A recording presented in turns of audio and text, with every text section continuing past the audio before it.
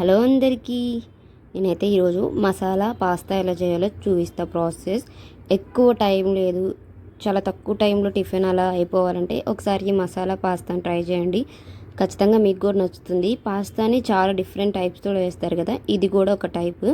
నేను వచ్చేసి ఏ సాసెస్ లేకుండా చేసా.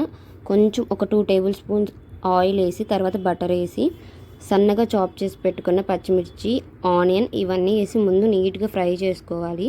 ఈ ఫ్రైలోనే ఉంటుంది టేస్ట్ అంతా. ఫస్ట్ ఇలా మొత్తం ఫ్రై చేసుకోండి. ర్యాండమ్గా ఇంకో బౌల్లో వచ్చేసి హాట్ వాటర్ పెట్టుకొని మనకి ఎంత క్వాంటిటీ పాస్తా అయితే తీసుకున్నామో దాన్ని మొత్తం వేసి బాయిల్ చేసుకోవాలి. కొంచెం ఆయిల్ వేసుకోండి బాయిల్ చేసుకునేటప్పుడు, అప్పుడైతే మనకి సపరేట్గా నీట్గా వస్తుంది.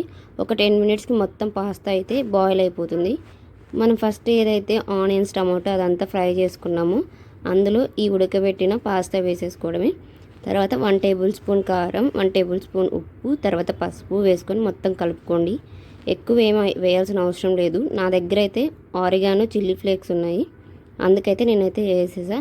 ఇవైతే మ్యాండేటరీ కాదు, ఆప్షనల్. మీ ఫ్లేవర్ బట్టి వేసుకోండి. ఇంకా వెజిటేబుల్స్ కూడా వేసుకోవచ్చు. ఈ రెసిపీ మీకు నచ్చితే లైక్ చేసి ఫాలో చేయండి.